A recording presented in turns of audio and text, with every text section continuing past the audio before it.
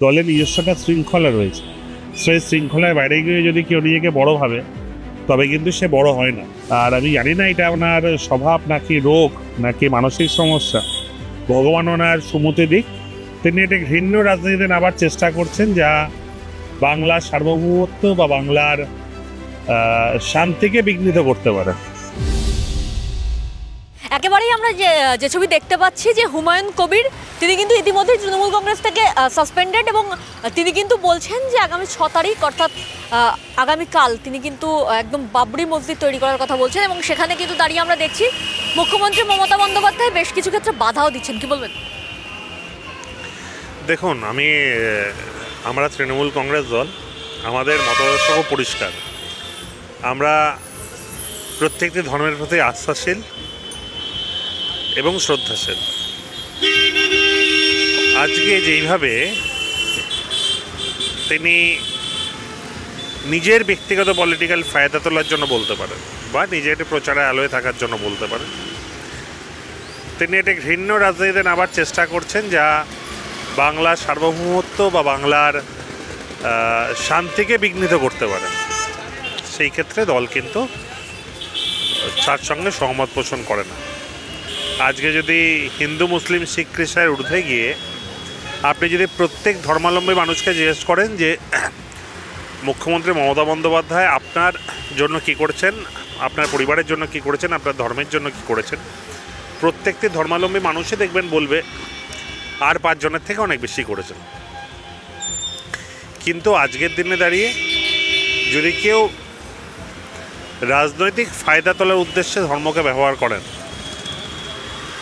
সেটা বিজেপি হোক, সিপিএম হোক, সেটা কংগ্রেস হোক, আপ হোক, বা কেউ ব্যক্তিগত স্তরে হোক, তৃণমূল কংগ্রেস দল সেটাকে সমর্থন করে না। তিনি তো বলছেন নতুন দল খুলবেন, এবং আজকে যখন তাকে দলের বিষয়ে বিভিন্ন কথা জিজ্ঞেস করা হলো তিনি কিন্তু এক প্রকার এড়িয়ে গেলেন। দেখুন, তিনি বাস্তবিকভাবে রাজনৈতিকভাবে ভীষণ অপ্রাসঙ্গিক। আপনারা বক্তব্য রেখে তাকে প্রাসঙ্গিক করে তুলছেন, হয়তো এটাই তার উদ্দেশ্য ছিল। আমি ব্যক্তিগত স্তরে তার নাম আনতে চাই না।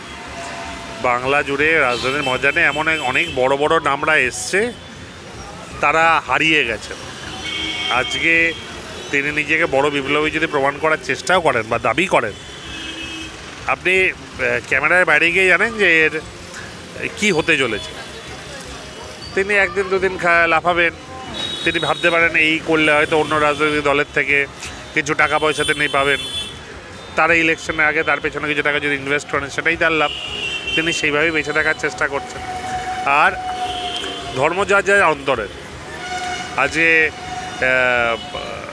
আমরা আমাদের স্বাধীনতায় নিশ্চিতভাবে নিজের ধর্মের উপাসনা করতে পারি, কিন্তু ধর্ম কিন্তু কোনোভাবেই হানাহানির কথা বলে না। ধর্ম কিন্তু কোনোভাবেই এমন কোনো কিছু তৈরির কথা বলে না যার জন্য ঝামেলা তৈরি হতে পারে, রাইট লাগতে পারে, সমস্যা হতে পারে। বা আমরা রাজনৈতিক দল, আমাদের রাজনৈতিক একটা স্টান্স রয়েছে, আমরা কিন্তু তার বাইরে গিয়ে, আমার নীতির বাইরে গিয়ে আমরা চলি না, চলতে পারি না। তাই সেই নীতির সঙ্গে যদি কেউ মানানসই না হয়, তবে স্বাভাবিকভাবে তার গুরুত্ব থাকবে না, এবং তাকে তো দল বহুবার ধরে সাবধান করেছে। তার বিভিন্ন সাবধানতার কথা যখন উঠলই, তখন আরও একটু প্রশ্ন করব যে হুমায়ুন বাবুর একাধিক অনুগামী কিন্তু একথা বলছেন যে একেবারে বাবরি মসজিদ করার কথা তোলা মাত্রই হুমায়ুন কবিরকে সাসপেন্ড করা হলো। সেখানে দাঁড়িয়ে ফিরহাদ হাকিম বারবার ইসলামী দাওয়াতের কথা বলেছেন, সেখানে দাঁড়িয়ে কেন একেবারে ফিরহাদ হাকিম সাসপেন্ডেড নন?